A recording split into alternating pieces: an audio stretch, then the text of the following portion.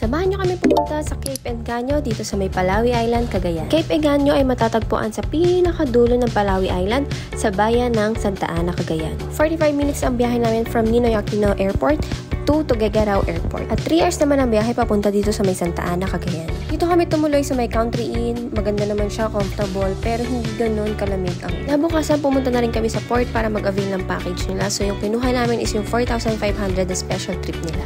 At ito naman ang tropa kong stress sa buhay dahil wala pa man din kami sa location, ubos na ang aming budget.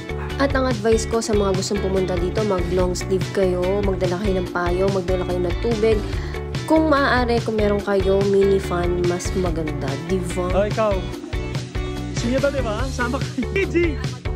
Sige, Para sa mga katulad kong hindi sanay sa lakaran at sa hiking, sobrang challenging to sa inyo. Pero isa sa naging motivation ko ang aming tour guide na si tatay na mag-80 years old na. Diba, nakakahiya naman kung mag-RT-RT pa kami. At kapag na-reach mo tong view na to, ibig sabihin malapit ka na sa tagumpay.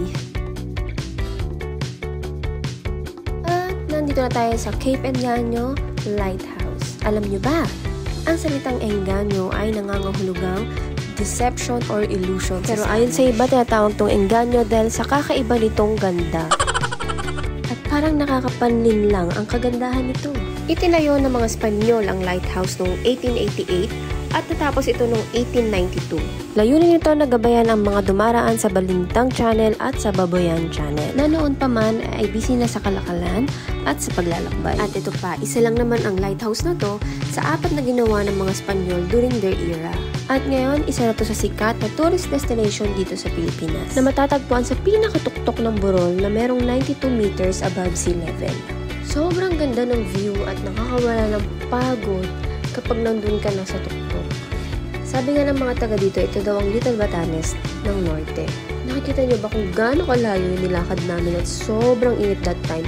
So far! Init talaga, day! Kaya kung ako sa inyo, magdala kayo ng water at umbrella or something that will protect you from the sun because the heat is coming to town. Kaya naman kung nagustuhan mo ang video na to, please don't forget to follow me on my social media accounts. Ciao!